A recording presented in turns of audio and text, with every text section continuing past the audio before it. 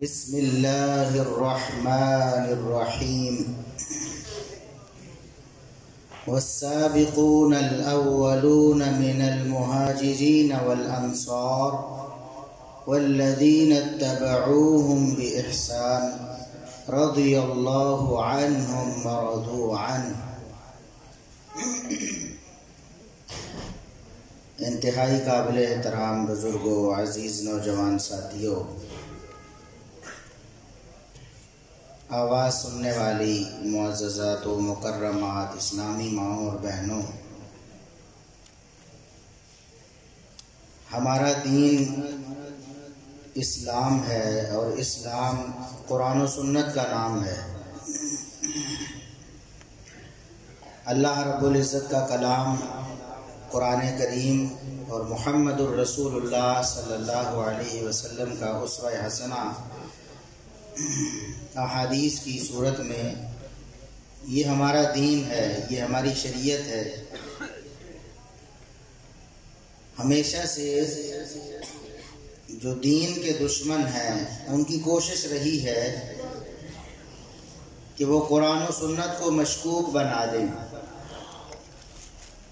لوگوں کے ذہنوں میں یہ بات ڈال دیں کہ یہ سچے نہیں ہیں۔ جب لوگ اس بات پہ یقین کر لیں گے یا پھر کم از کم شک میں مبتلا ہو جائیں گے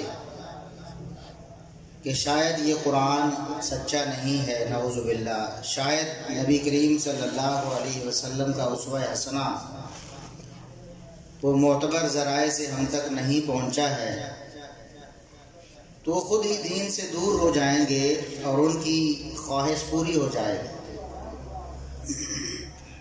قرآن کریم محمد الرسول اللہ صلی اللہ علیہ وسلم پر نازل ہوتا تھا تو اسلام کے دشمنوں نے یہ جھوٹا پروپیگنڈا شروع کر دیا کہ کوئی شخص پڑھا لکھا آتا ہے اور محمد صلی اللہ علیہ وسلم کو یہ کلام لکھوا کر چلا جاتا ہے، فَهِيَ تُمْلَى عَلَيْهِ بُكْرَةً وَأَصِيلًا۔ انہوں نے کہا کہ یہ جو آیات ہیں یہ صبح و شام کوئی آتا ہے اور لکھوا کر چلا جاتا ہے، یہ اللہ کا کلام نہیں ہے۔ اب ظاہر ہے کہ جو لوگ قرآن سے متاثر ہو رہے تھے، جو قرآن سن کر مسلمان ہو رہے تھے، جب ان کے ذہن میں یہ بات بیٹھ جائے گی کہ یہ اللہ کا کلام نہیں ہے تو وہ دین سے دور ہو جائیں گے، اسلام سے دور ہو جائیں گے۔ انہوں نے قرآن کریم کا جو سورس تھا، جو ذریعہ تھا قرآن کریم ہم تک پہنچنے کا، اس کو انہوں نے داغدار کرنے کی کوشش کی۔ اسی طرح دشمنان دین ہر دور میں اپنی کوشش اور محنت کرتے رہتے ہیں، کسی نہ کسی طریقے سے قرآن و سنت پر حملہ کرتے ہیں۔ اس دور میں بھی، نبی کریم صلی اللہ علیہ وسلم کے دور میں بھی ایسے بدبخت موجود تھے جو قرآن و سنت کے سورس کو داغدار کرنے کی کوشش کرتے تھے۔ چنانچہ سورہ بقرہ میں اللہ رب العزت نے فرمایا کہ جب ان سے کہا جاتا ہے وَإِذَا قِيلَ لَهُمْ آمِنُوا كَمَا آمَنَ النَّاسِ، کہ تم اس طرح ایمان لاؤ جس طرح یہ لوگ یعنی صحابہ کرام ایمان لائے ہیں، تو وہ دین کے دشمن آگے سے جواب کیا دیتے تھے؟ وہ کہتے تھے أَنُؤْمِنُ كَمَا آمَنَ السُّفَهَاءُ، ہم اس طرح ایمان لے آئے ہیں جس طرح بے وقوف ایمان لائے ہیں، نعوذ باللہ ثم نعوذ باللہ۔ اب یہ کہنے کے پیچھے سازش کیا تھی؟ یہ منافق اصل میں یہود تھے، یہودی تھے، انہیں اس بات کا یقین تھا کہ محمد الرسول اللہ صلی اللہ علیہ وسلم بالکل سچے نبی اور رسول ہیں اور قرآن اللہ کا کلام ہے، لیکن ضد اور عناد کی وجہ سے، تعصب کی وجہ سے وہ اسلام کو ماننے کے لیے تیار نہیں تھے، اس لیے اسلام کو مشکوک بنانے کی ہمیشہ کوشش میں رہتے تھے۔ تو انہوں نے اسلام کو مشکوک بنانے کی جو کوشش کی اس میں ایک بڑی بات انہوں نے یہ کی کہ اسلام کے جو علم بردار تھے اور اسلام کو جو پھیلانے والے تھے ان کے عقل و دانش پر انہوں نے اعتراض کیا، ان کے کردار پر انہوں نے اعتراض کیا اور انہیں بدنام کرنے کی کوشش کی۔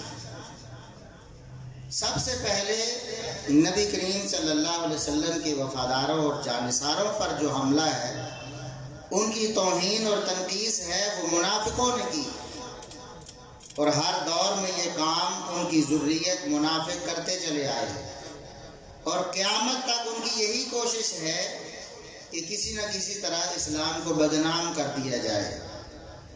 اب دیکھیں کہ قرآن کریم آپ تک کیسے پہنچا ہے۔ نبی کریم صلی اللہ علیہ وسلم پر جبریل امین لے کر آئے۔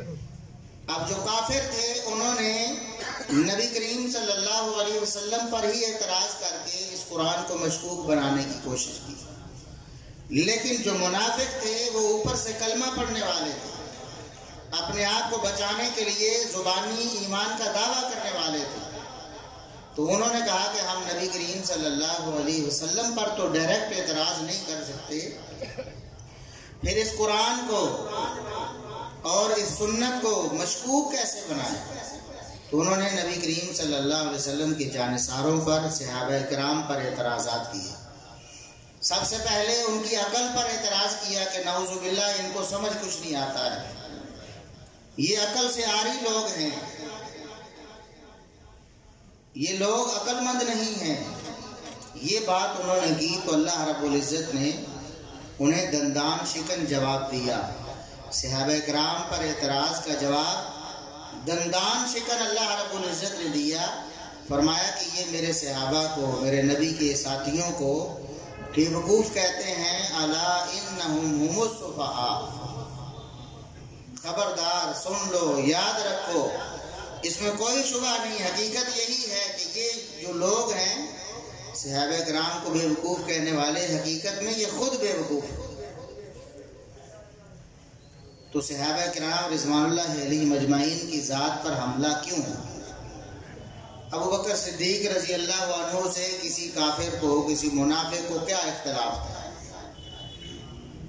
ابو بکر صدیق رضی اللہ عنہ تو وہ ہستی ہیں کہ جب کافروں نے تنگ کیا، انہوں نے ارادہ کیا کہ میں مدینہ چھوڑ کر مکہ چھوڑ کر میں کسی اور بستی میں چلا جاتا ہوں، کیونکہ میں جب قرآن پڑھتا ہوں انہیں تکلیف ہوتی ہے اور پھر یہ مجھے تکلیف پہنچاتے ہیں، پابندیاں لگاتے ہیں کہ آپ نے قرآن اونچی آواز سے نہیں پڑھنا، لہٰذا میں مکہ چھوڑ کے کسی اور علاقے میں چلا جاتا ہوں تاکہ میں وہاں کھل کر اپنی عبادت کر سکوں۔ اس وقت ایک سردار، جو عرب کا ایک سردار تھا، جانا مانا سردار تھا، اس نے راستے میں روکا اور کہا، ابو بکر کہاں جاتے ہو؟ بتایا کہ میری قوم مجھے کھل کر آزادی سے عبادت نہیں کرنے دیتی، میں اپنی عبادت کو اپنے طریقے سے سر انجام دینا چاہتا ہوں، اس لیے میں یہ علاقہ چھوڑ کے جا رہا ہوں۔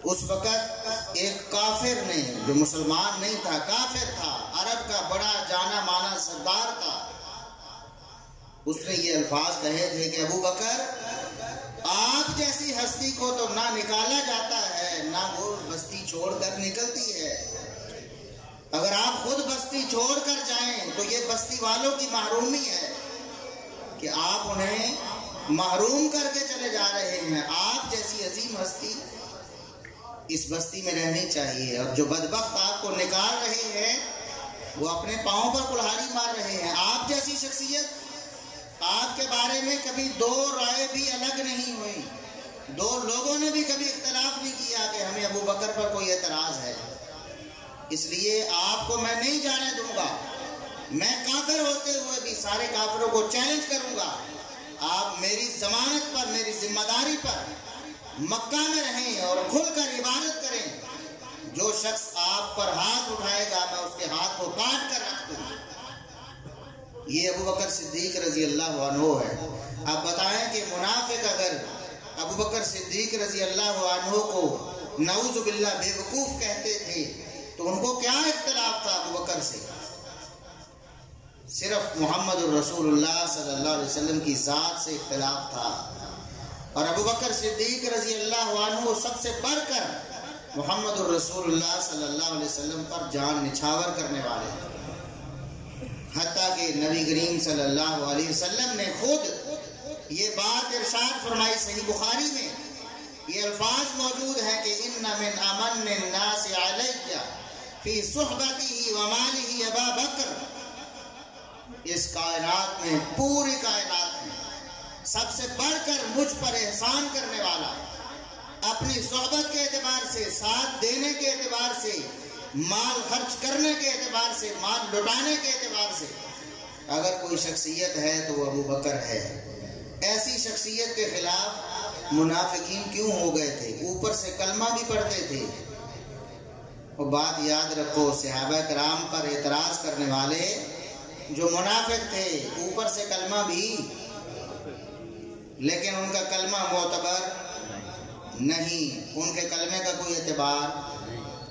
صحابہ کرام پر جو اعتراض کرتا ہے، ان کے خلاف بولتا ہے، زبان کو دراز کرتا ہے، اللہ رب العزت نے نبی کریم صلی اللہ علیہ وسلم کے ہاتھ پر بیعت کرنے کے باوجود بھی، جو آتے تھے مسلمان ہونے کے لیے بیعت کرتے تھے نا آپ صلی اللہ علیہ وسلم کے ہاتھ پہ اسلام کی بیعت، نبی کریم صلی اللہ علیہ وسلم کے ہاتھ پہ اسلام کی بیعت کریں، لیکن ابو بکر صدیق کو صدیق نہ مانے، اللہ رب العزت ان کے کلمے کا احترام کرتا، ان کے کلمے کا کوئی اعتبار نہیں۔ لہٰذا کوئی مسلمان، کوئی بھولا بھالا شخص اس غلط فہمی میں نہ رہے کہ جناب کلمہ تو پڑھتے ہیں ہم بھی قرآن پڑھتے ہیں، ہم بھی نمازیں پڑھتے ہیں، تو بتائیں وہ لوگ نمازیں نہیں پڑھتے تھے؟ وہ تو نبی کے پیچھے نمازیں پڑھتے تھے، نبی کے پیچھے نمازیں پڑھنے والے، لیکن جب انہوں نے نبی کریم صلی اللہ علیہ وسلم کے وفاداروں کا احترام نہیں کیا تو اللہ رب العزت نے ان پر یہ شرط لگا دی کہ تمہارا ایمان تب قبول ہے جب تم صحابہ جیسا ایمان لے کر آؤ۔ دوسرے مقام پر سورہ بقرہ میں ہی فرمایا فَإِنْ آمَنُوا بِمِثْلِ مَا آمَنْتُمْ بِهِ فَقَدِ اهْتَدَوْا، میرے نبی کے صحابہ تم نے پریشان نہیں ہونا، تمہارے خلاف جو زبانوں کو دراز کرتے ہیں، تمہاری توہین کرتے ہیں، تمہاری عقل و دانش پر اعتراض کرتے ہیں، میں اللہ اعلان کرتا ہوں کہ تم صحابہ کی طرح ایمان لائیں گے تب ان کا ایمان قبول ہوگا۔ صحابہ تو معیار ایمان ہے، لہٰذا صحابہ کرام رضوان اللہ علیہم اجمعین کے بارے میں اگر کوئی بندہ اپنے اعتقاد کو خراب کر لیتا ہے، پھر اس کا عقیدہ نہ قرآن کو مانتا ہے نہ نبی کریم صلی اللہ علیہ وسلم کے فرمان کو مانتا ہے۔ ایک شخص کہتا ہے نعوذ باللہ ثم نعوذ باللہ، ابو بکر صدیق رضی اللہ عنہ وہ مومن نہیں تھے، وہ مسلمان نہیں تھے، نعوذ باللہ ثم نعوذ باللہ، وہ منافق تھے، ظالم تھے، غاصب تھے، جابر تھے، دنیا پرست تھے، عدل و انصاف سے عاری تھے، نعوذ باللہ۔ ایسی ساری باتیں کہہ کر اس قرآن کو کیسے مانے گا جس قرآن کو ابو بکر نے جمع کروایا تھا؟ اور بتاؤ تمہارے پاس جو قرآن ہے، یہ قرآن دو گتوں کے درمیان ایک کتاب کی صورت میں لانے والا کون ہے؟ اسے ابو بکر صدیق کہتے ہیں۔ نبی کریم صلی اللہ علیہ وسلم جب دنیا سے گئے، اس کے بعد صحابہ کرام رضوان اللہ علیہم اجمعین کی کچھ ایسی لڑائیاں ہوئیں، خصوصاً جنگ یمامہ جو مسیلمہ کذاب کے خلاف لڑی گئی تھی، اور دیگر کچھ لڑائیوں میں بہت سارے قراء اور حفاظ صحابہ شہید ہو گئے۔ عمر بن خطاب رضی اللہ عنہ وہ ہیں عمر بن خطاب جن کی زبان پہ ایک رائے جاری ہوتی ہے تو اللہ رب العزت اسے قرآن بنا کر نازل کر دیتا ہے۔ اس عمر نے کہا ابو بکر آپ کو چاہیے کہ کچھ لوگوں کی ذمہ داری لگا کر قرآن کریم جو نازل ہوتا تھا، کاتبین وہی لکھا کرتے تھے، کسی چمڑے پر، کسی ہڈی پر، کسی درخت کی چھال پر لکھا ہوا ہے، سب کو جمع کر کے ایک کتابی صورت میں آپ رکھیں، ساری امت کے لیے یہ احسان کر دیں، کہیں ایسا نہ ہو کہ قراء اور حفاظ صحابہ کرام کے شہید ہونے سے قرآن کریم کی آیات کچھ ہم سے رہ نہ جائے۔ اور جس تیزی سے صحابہ کرام شہید ہو رہے ہیں تو قرآن کا تو بڑا حصہ ہم سے جاتا رہے گا۔ ابو بکر صدیق رضی اللہ عنہ کا سینہ اللہ نے کھول دیا، فرمایا کہ میں آپ کی رائے سے متفق ہوں۔ زید بن ثابت رضی اللہ عنہ کو بلایا، یہ خود بھی کاتب وحی ہیں، زید بن ثابت محمد الرسول اللہ صلی اللہ علیہ وسلم کے سامنے بیٹھ کر وحی لکھنے والے، اور یاروں کی لسٹ میں وہ بھی نہیں ہے جو لسٹ بنائی جاتی ہے نا کہ چند ایک مخلص تھے، باقی سارے نعوذ باللہ پھر گئے تھے، نعوذ باللہ منافق ہو گئے تھے۔ ان کی جو لسٹ ہے نا چند ایک کی، ان میں زید بن ثابت بھی نہیں آتے ہیں۔ ان زید بن ثابت کی ذمہ داری لگائی ابو بکر صدیق رضی اللہ عنہ نے عمر فاروق رضی اللہ عنہ کے مشورے سے کہ زید تم نے قرآن کریم کو جمع کرنا ہے، قرآن کریم جس جس شخص کے پاس بھی ہے اس سے منگواؤ، اور پھر دوسرے لوگوں کے ساتھ اس کو سامنے رکھ کر ٹیلی کرو، اور پھر ایک کتاب کی صورت میں لکھتے جاؤ، پورا قرآن جمع کرنا ہے، کوئی آیت، کوئی حرف، کوئی لفظ رہ نہ جائے۔ زید بن ثابت رضی اللہ عنہ کہتے ہیں اللہ کی قسم اگر مجھے احد پہاڑ کو اپنی جگہ سے ہٹا کر دوسری جگہ رکھنے کا حکم دیا جاتا، وہ میرے لیے اس سے آسان ہوتا کہ مجھے اتنی بڑی ذمہ داری سونپ دی گئی۔ قرآن کریم کو محفوظ کرنا بہت بڑی ذمہ داری۔ زید بن ثابت رضی اللہ عنہ نے سارے صحابہ کرام سے لکھا ہوا یا زبانی یاد کیا ہوا قرآن کریم جمع کیا۔ ہمارے پاس قرآن کریم کا سورس کیا ہے؟ بتائیں، ہمارے پاس قرآن کریم کا سورس کیا ہے؟ صحابہ کرام ہیں، یہی ابو بکر صدیق رضی اللہ عنہ ہے جن کے حکم پہ قرآن جمع ہو رہا ہے، یہی عمر فاروق رضی اللہ عنہ ہیں جن کی رائے سے، جن کے مشورے سے قرآن جمع ہو رہا ہے، اور یہی زید بن ثابت رضی اللہ عنہ ہیں، صحابی رسول ہیں جن کے جمع کرنے سے قرآن جمع ہوا ہے۔ ہمارے لیے قرآن کریم کا سورس صحابہ کرام ہیں، اور ان میں سے بھی خصوصاً زید بن ثابت رضی اللہ عنہ۔ ہمیں نہیں پتا کہ انہوں نے کون سی آیت کہاں سے لی تھی، اور بتاؤ کسی کو پتا ہے؟ کوئی بتائے گا کہ سورۃ توبہ کی فلاں نمبر آیت، 10 نمبر آیت زید بن ثابت نے کس صحابی سے لکھ کر لی تھی؟ ہمیں کوئی پتا ہے؟ ہمارا اعتماد کس پر ہے؟ زید بن ثابت رضی اللہ عنہ۔ اب جو کہتا ہے کہ صحابہ کرام تو نعوذ باللہ نبی کریم صلی اللہ علیہ وسلم کی زندگی کے بعد ایڑیوں پر پھر گئے تھے، نعوذ باللہ مرتد ہو گئے تھے، اسلام چھوڑ گئے تھے، دنیا دار ہو گئے تھے، وہ لوگ قرآن پر کیسے ایمان رکھتے ہیں؟ ان کا قرآن پر کیا ایمان ہے؟ نہیں ہو سکتا، شک شبہ میں مبتلا ہو جاتے ہیں۔ جب اللہ ہدایت دیتا ہے تو بہت سے لوگ بتاتے ہیں کہ ہمارا قرآن پر تو ایمان نہیں تھا، زبانی طور پر تو ہم کہتے تھے کہ مانتے ہیں، مجبوری ہے۔ اسی طرح نبی کریم صلی اللہ علیہ وسلم کی سیرت، قرآن میں جو کہا لَقَدْ كَانَ لَكُمْ فِي رَسُولِ اللَّهِ أُسْوَةٌ حَسَنَةٌ، مسلمانوں تمہارے لیے محمد الرسول اللہ صلی اللہ علیہ وسلم رول ماڈل ہیں، تمہارے لیے اسوہ حسنہ ہیں، تمہارے لیے قابل اتباع شخصیت ہے۔ لیکن آپ صلی اللہ علیہ وسلم کا اسوہ حسنہ ہم تک کیسے پہنچا ہے؟ کس نے ہمیں بتایا؟ نبی کریم صلی اللہ علیہ وسلم کا دن کیسا تھا، آپ کی رات کیسی تھی، آپ کی چال کیسی تھی، آپ کی ڈھال کیسی تھی، آپ کی خوشی کیسی تھی، آپ کی غمی کیسی تھی، آپ صلی اللہ علیہ وسلم کی شادی کیسی تھی، آپ کی اولاد کیسی تھی؟ کس نے ہمیں بتایا؟ آپ صلی اللہ علیہ وسلم کا کھانا کیسا تھا، آپ کا پینا کیسا تھا، کس نے ہمیں بتایا؟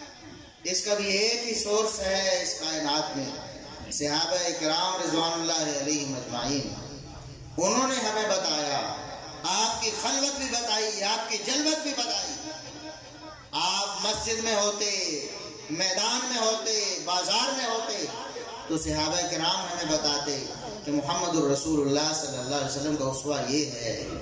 جب آپ گھر میں ہوتے، خلوت میں ہوتے، اپنے حجرے میں ہوتے، تو آپ صلی اللہ علیہ وسلم کی ازواج مطہرات ہمیں بتاتی تھی کہ محمد الرسول اللہ صلی اللہ علیہ وسلم کی خلوت کیسی ہوتی، آپ کا سونا کیسا ہوتا تھا، آپ کا جاگنا کیسا ہوتا تھا، آپ کی تہجد کیسی ہوتی تھی، آپ کا قیام اللیل کیسا ہوتا تھا۔ یہ آپ صلی اللہ علیہ وسلم کا اسوہ حسنہ صحابہ کرام کے ذریعے ہم تک پہنچا ہے۔ اگر کوئی شخص صحابہ کرام کو درمیان سے نکال دیتا ہے، اس کے پاس نہ قرآن ہے نہ محمد الرسول اللہ صلی اللہ علیہ وسلم کا اسوہ حسنہ ہے۔ اس لیے اپنے دلوں کو صحابہ کرام کے حوالے سے میل سے پاک کیجئے، دلوں کو صاف کیجئے، صحابہ کرام کا احترام اپنے دل و دماغ میں بٹھائیے، ورنہ دنیا بھی آپ کی رسوا کن ہو جائے گی اور آخرت بھی رسوا کن ہو جائے گی۔ آپ دیکھ لیں صحابہ کرام رضوان اللہ علیہم اجمعین کے خلاف زبانیں دراز کرنے والے قرآن کی نگاہ میں کیا ہیں، مسلمان ہمیشہ سے انہیں کیا کہتے چلے آئے ہیں کہ وہ منافق ہیں، وہ منافق ہیں۔ اسی طرح نبی کریم صلی اللہ علیہ وسلم کے ان پیاروں کے ساتھ ساتھ آپ کی ازواج مطہرات کی بھی دشمنی کی انہوں نے۔ اس دور میں بھی ایسا ہوتا تھا، جب قرآن نازل ہوتا تھا اس وقت بھی منافق نبی کریم صلی اللہ علیہ وسلم کی عزتوں، آپ کی عصمتوں، آپ کی بیویوں کے خلاف زبانیں دراز کرتے تھے۔ واقعہ اس بات کو یاد ہوگا نا، سورہ نور میں پوری 10 آیات اللہ رب العزت نے نازل فرمائی، اور 10 آیات نازل کر کے فرمایا تمہیں جرأت کیسے ہوئی کہ تم نے سوچ بھی لیا کہ محمد الرسول اللہ صلی اللہ علیہ وسلم کی زوجہ محترمہ نعوذ باللہ ثم نعوذ باللہ بد کردار ہو سکتی ہے۔ جب تم نے ایسا سنا تھا تم نے فوراً آگے سے یہ جواب کیوں نہ دیا، سبحانک ھذا بہتان عظیم۔ ہم اس بات کو کبھی سننے کے لیے بھی تیار نہیں ہیں، یہ بہت بڑا بہتان ہے نبی کی بیوی کے بارے میں ایسا کہنا۔ اور اللہ رب العزت نے پھر آخری وارننگ دی، فرمایا یعظکم اللہ ان تعودوا لمثلہ ابدا ان کنتم مؤمنین۔ اللہ تمہیں آخری وارننگ دیتا ہے، اگر تم مومن ہو دوبارہ نبی کی بیوی کے بارے میں ایسا سوچنا بھی، بولنا تو دور کی بات ہے، ایسا سوچنے کی بھی اجازت نہیں، ورنہ ایمان سے چلے جاؤ گے۔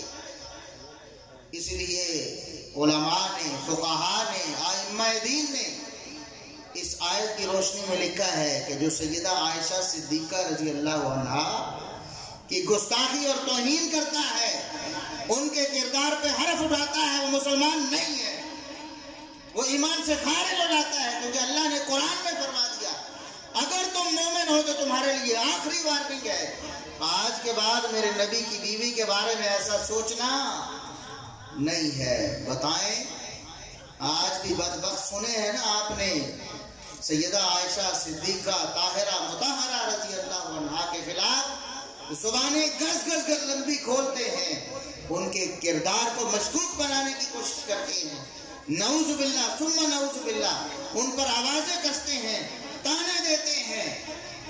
یہ لوگ کون ہیں؟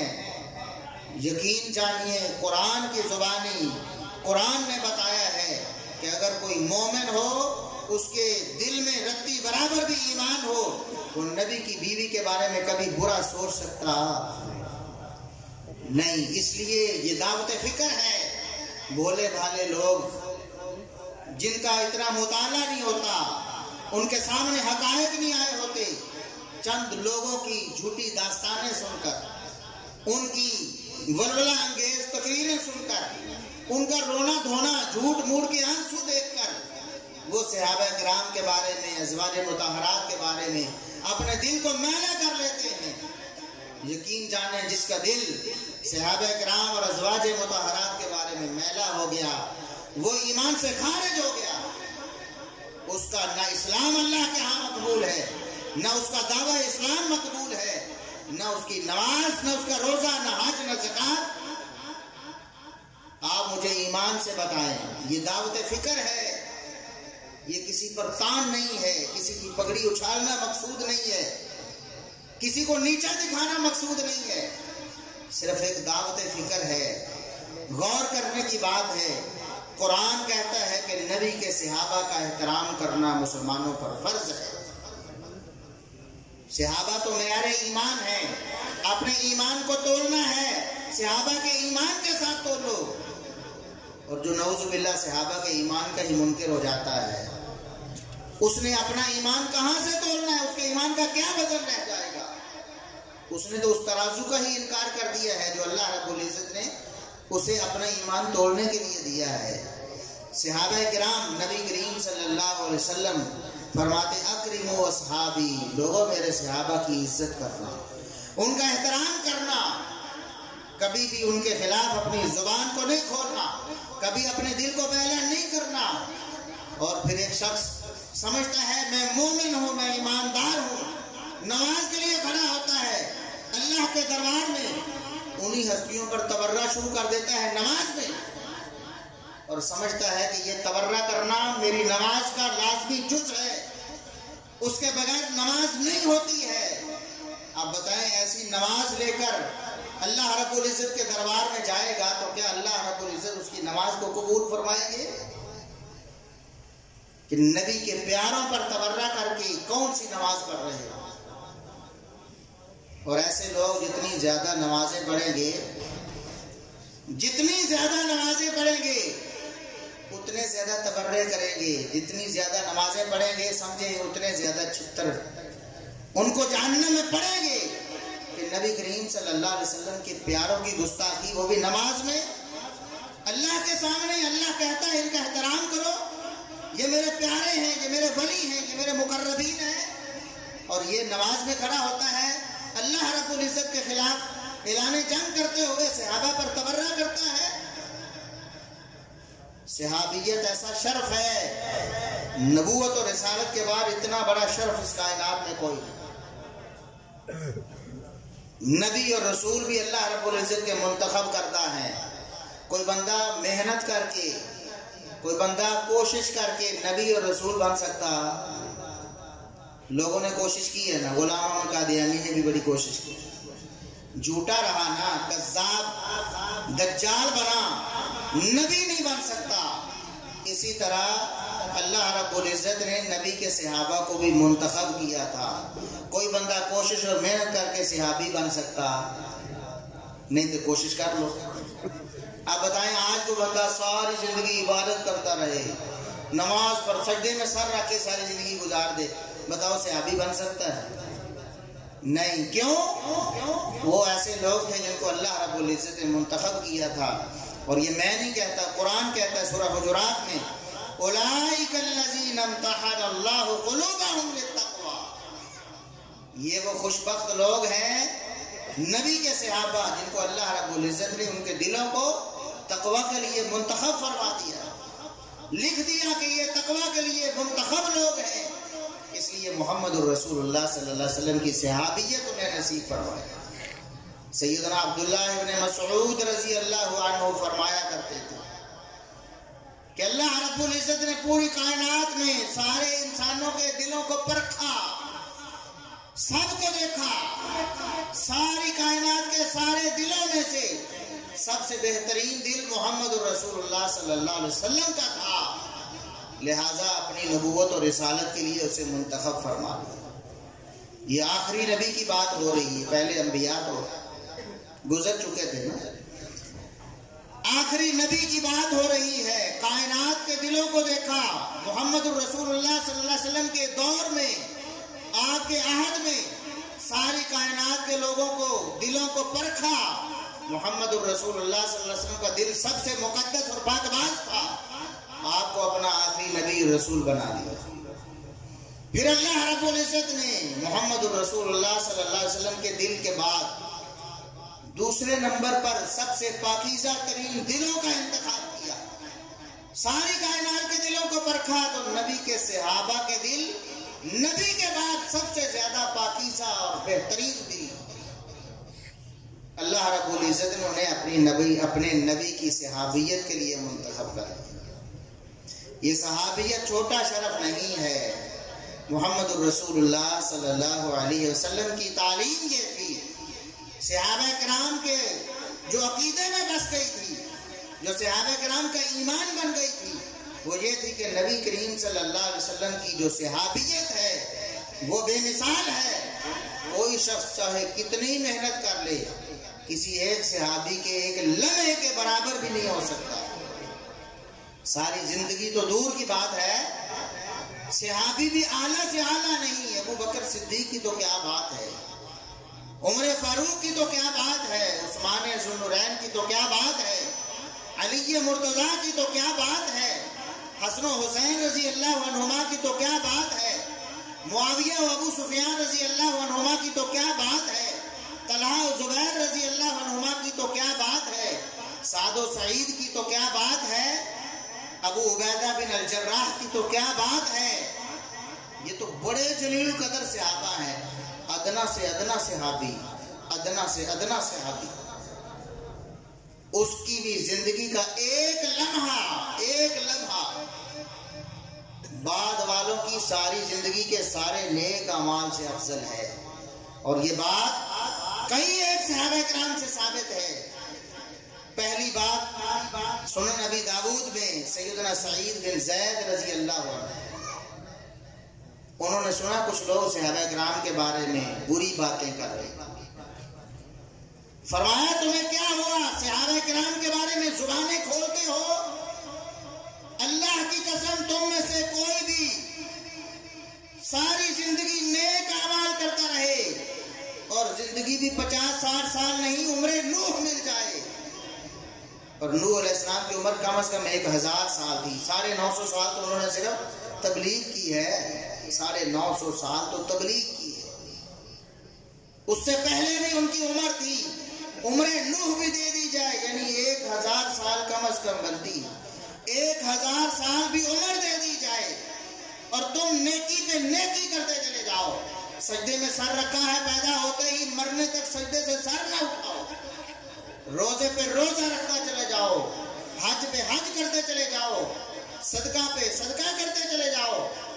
لیکن تم نبی کریم صلی اللہ علیہ وسلم کے کسی ادنا سے ادنا صحابی کے اس لمحے کا مقابلہ نہیں کر سکتے. جو لمحہ وہ محمد الرسول اللہ صلی اللہ علیہ وسلم کے ساتھ راستے میں نکلا اور اس کے چہرے پر گرد و غبار پڑ گیا، تم تو اس گرد و غبار کا بھی حق ادا نہیں کر سکتے.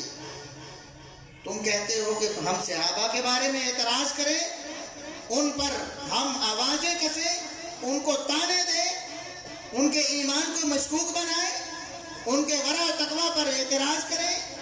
فرمایا کہ عمر نوح بھی مل جائے تم اس ایک لمحے کے برابر بھی نہیں ہو سکتے جس لمحے صحابی کے چہرے پہ گرد و غبار پڑ گیا تھا. اور صحابہ نے تو اپنی جانیں بھی قربان کی، اپنا خون بہایا ہے محمد الرسول اللہ صلی اللہ علیہ وسلم کے دفاع کے لیے اور اسلام کی حفاظت کے لیے، قرآن و سنت کی حفاظت کے لیے اپنا خون بہایا ہے. فرمایا تم تو چہرے پر گرد و غبار پڑنے کے برابر بھی نہیں ہو سکتے، خون دینے کے برابر کیسے ہو جاؤ گے. اور دوسری بات عبداللہ ابن عمر رضی اللہ عنہما، ان کا یہ قول مصنف ابن ابی شیبہ میں امام ابن ابی شیبہ نے اپنی صحیح سند سے نقل کیا ہے. فرمایا لا تسبوا اصحاب رسول اللہ صلی اللہ علیہ وسلم، لوگوں رسول اللہ صلی اللہ علیہ وسلم کے صحابہ کے بارے میں کبھی برا نہ بولو، کبھی زبان سے ادنا سا کلمہ تنقیص بھی ادا نہ کرو.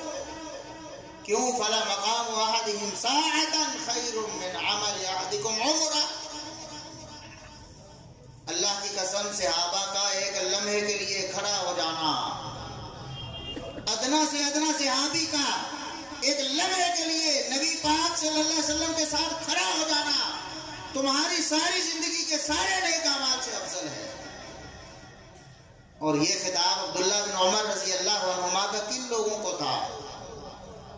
آپ کو پتا ہے کہ نبی کریم صلی اللہ علیہ وسلم نے فرمایا، صحیح بخاری، صحیح مسلم اور دیگر کتب حدیث میں، خیر امتی قرنی، بعض روایت میں خیر الناس قرنی، سارے انسانوں میں سے بہترین لوگ انبیاء رسول کے بعد، سارے انسانوں میں سے بہترین میرے دور کے لوگ یعنی صحابہ ہیں. ثم الذین یلونہم ثم الذین یلونہم، پھر دوسرے نمبر پر ساری کائنات میں سے بہترین افراد میرے صحابہ سے فیضیاب ہونے والے، صحابہ کو دیکھنے والے، ان سے ملنے والے، یعنی تابعین ہیں، اور ان کے بعد پھر تبع تابعین ہیں۔ یہ انبیاء رسول کے بعد پوری کائنات میں سے دوسرے نمبر پر سب سے بہترین افراد ہیں تابعین، اور عبداللہ ابن عمر ان کو خطاب فرما رہے ہیں۔ عبداللہ ابن عمر صحابی تھے نا، ان کا خطاب سننے والا کم از کم تابعی ہوگا نا۔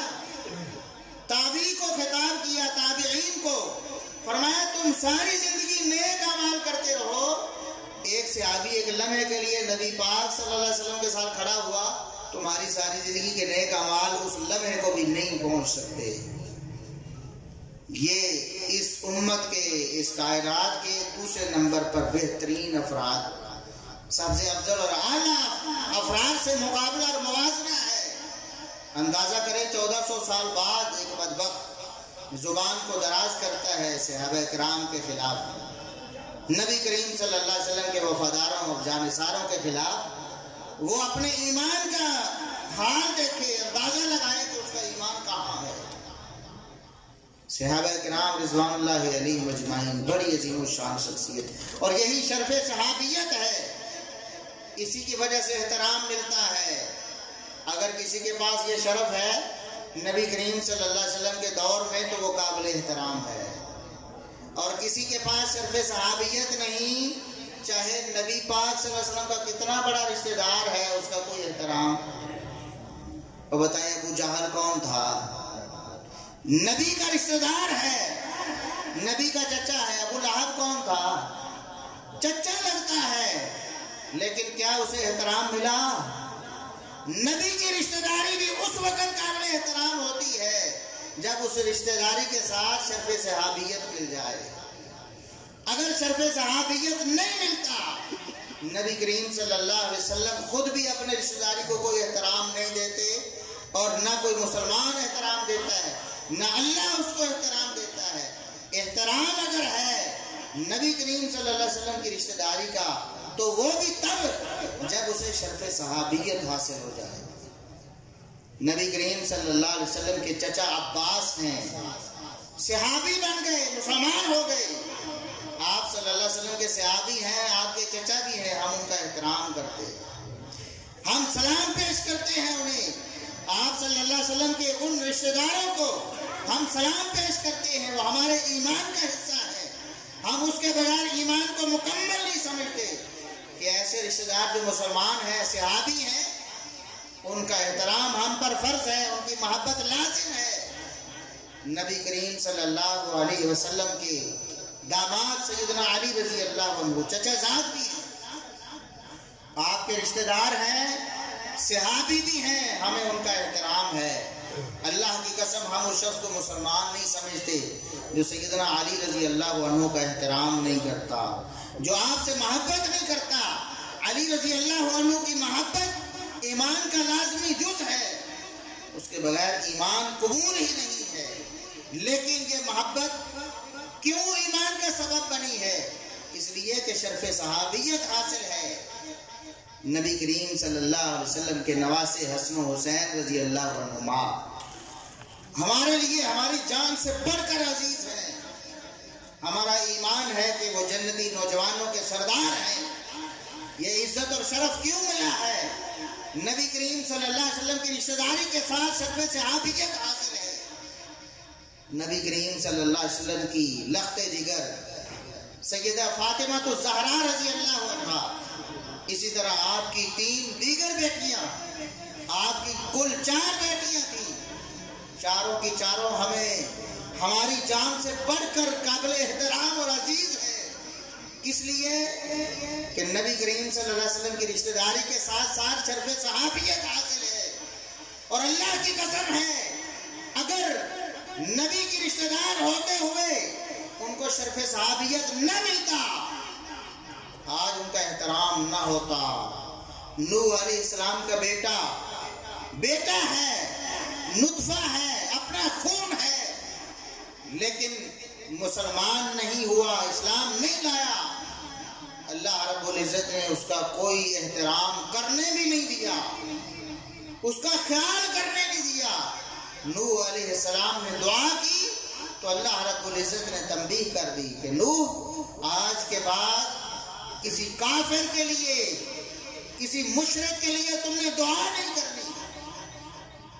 تو نبی کریم صلی اللہ علیہ وسلم کی رشتہ داری کا احترام بھی کیوں ہے؟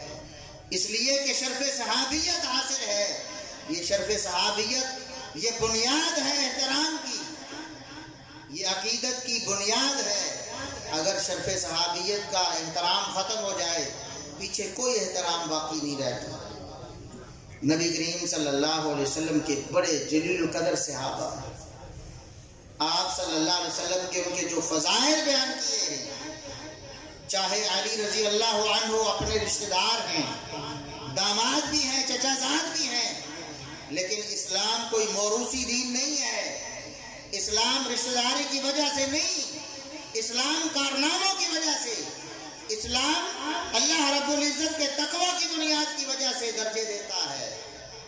تو نبی کریم صلی اللہ علیہ وسلم نے باوجود رشتہ داری کے اپنی رشتہ داری کو صرف مد نظر نہیں رکھا ہے، بلکہ جب بات آئی احسانات کی تو فرمایا ابو بکر سے بڑھ کر میرے اوپر کسی کے احسانات نہیں. یہ محمد الرسول اللہ صلی اللہ علیہ وسلم کا فرمان ہے. اور جب بات آئی اپنی بات دنیا سے جا رہے ہیں، میری امت کی زمام اقتدار کس کے پاس ہوگی، اس وقت بھی آپ صلی اللہ علیہ وسلم نے اپنی رشتہ داری کو نہیں دیکھا ہے، بلکہ اللہ رب العزت کے دیے ہوئے مقام کو دیکھا ہے.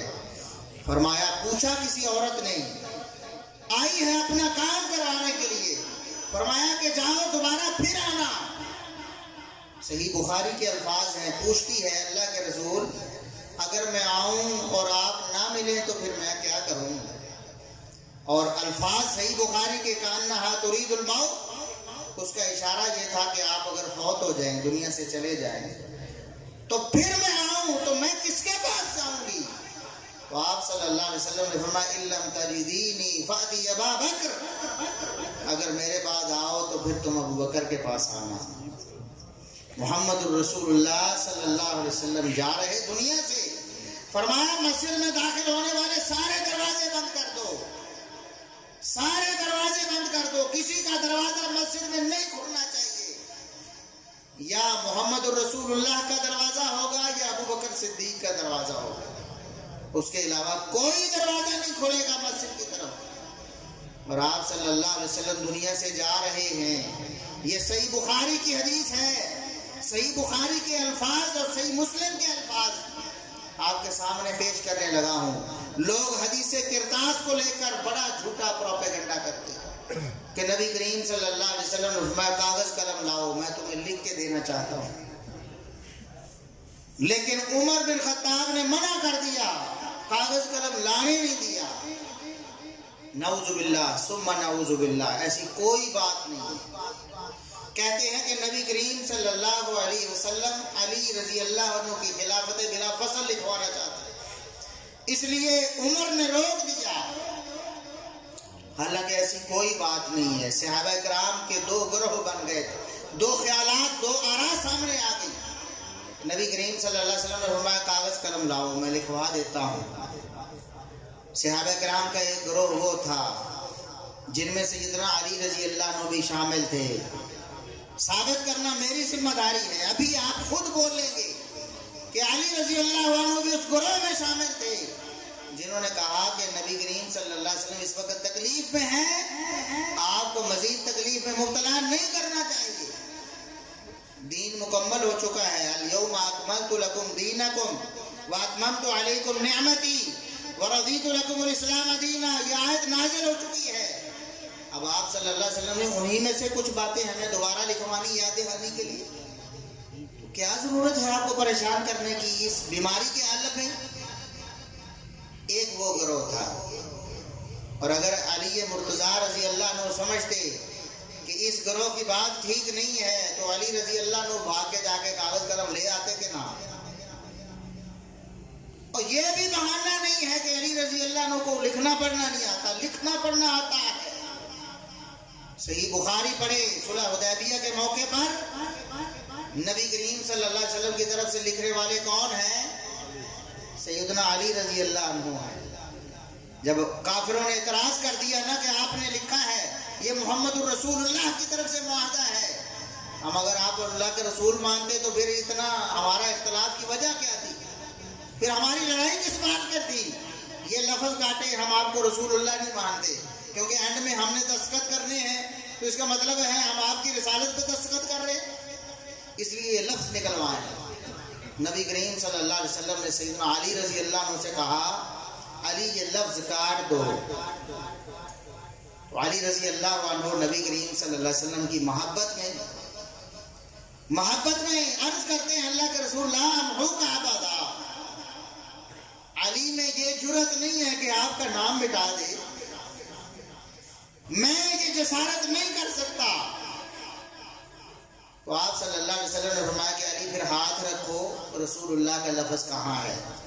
یہ محمد الرسول اللہ صلی اللہ علیہ وسلم کا معجزہ ہے۔ لکھنا پڑھنا نہیں جانتے لیکن ساری کائنات کے معلم اور استاد بن گئے۔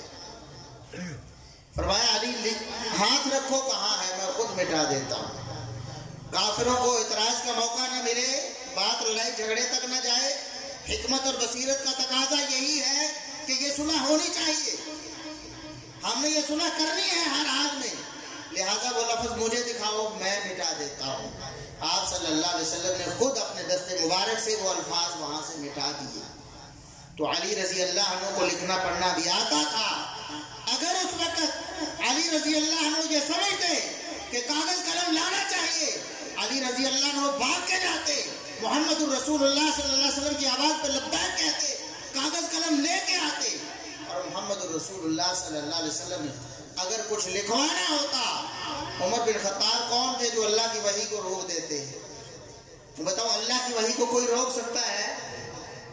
نہیں، نعوذ باللہ۔ اللہ کو انہوں نے کمزور سمجھ لیا کہ اللہ نے ایک وحی نازل کرنا تھی تو عمر بن خطاب نے اس وحی کو رکوا دیا؟ نہیں، قطعاً نہیں ہو سکتا ایسا۔ وہی بات تھی جو نبی کریم صلی اللہ علیہ وسلم نے لکھوانا تھی، وہی عرض کر رہا ہوں۔ کیا لکھوانا چاہتے تھے؟ صحیح بخاری میں بھی صحیح مسلم میں بھی آپ صلی اللہ علیہ وسلم نے اپنی اسی بیماری کے ایام میں سیدہ عائشہ صدیقہ رضی اللہ عنہا سے کہا عائشہ اپنے والد ابو بکر کو بلاؤ اور اپنے بھائی عبد الرحمن بن ابی بکر کو بلاؤ، میں چاہتا ہوں کہ میں کچھ لکھوا کے چلا جاؤں، میں لکھوا دینا چاہتا ہوں، کہیں یہ نہ ہو کہ میرے بعد کوئی لالچ کرنے والا یہ لالچ کرے اور کوئی کہنے والا یہ کہے کہ میرا حق زیادہ بنتا ہے، اس لیے میں لکھوا کے دے کے جانا چاہتا ہوں۔ پھر آپ صلی اللہ علیہ وسلم نے سیدہ عائشہ رضی اللہ عنہا کے بلانے سے پہلے ہی فرمایا عائشہ رہنے دو، عائشہ رہنے دو، اللہ رب العزت نے میرے دل میں بات ڈال دی ہے، اب لکھنے کی ضرورت کیوں؟ الفاظ کے صحیح بخاری کے اور صحیح مسلم کے الفاظ، یعب اللہ والمؤمنون الا ابا بکر، اللہ رب العزت نے میرے دل میں بات ڈال دی ہے، میرے بعد نہ اللہ نے ابو بکر کے علاوہ کسی کو پسند کرنا ہے اور نہ میرے بعد مومنوں نے ابو بکر کے علاوہ کسی کو پسند کرنا ہے، لہذا لکھنے کی ضرورت نہیں۔ یہ لکھوانا چاہتے تھے محمد الرسول اللہ صلی اللہ علیہ وسلم، اور یہ صحیح بخاری اور مسلم میں واضح الفاظ میں یہ حدیث لکھی ہوئی ہے، اس کے باوجود جھوٹ بولتے رہتے ہیں کہ علی کی خلافت لکھوانا چاہتے ہیں۔ یہ خود سیدنا علی رضی اللہ عنہ کے بھی پیروکار نہیں ہیں، سیدنا علی رضی اللہ عنہ کا اپنا فیصلہ یہی ہے۔ صحیح بخاری اٹھا کے دیکھو، بیٹے محمد بن حنفیہ نے پوچھا، بیٹے محمد بن حنفیہ، ہم تو اہل بیت کا احترام کرتے ہیں، ہم ان کی تعلیمات پہ عمل کرتے ہیں، ہم ان کے فرامین کو اپنے سر ماتھے پہ رکھتے ہیں، کیونکہ ہم سمجھتے ہیں کہ وہ قابل اتباع افراد تھے، وہ ایسی ہستیاں تھیں جن کی بات مانی جانی چاہیے، لیکن یہ لوگ نہیں مانتے۔ نام پہ مذہب بنا لینا یہ آسان بات ہے، تعلیمات پہ عمل کرنا مشکل ہے۔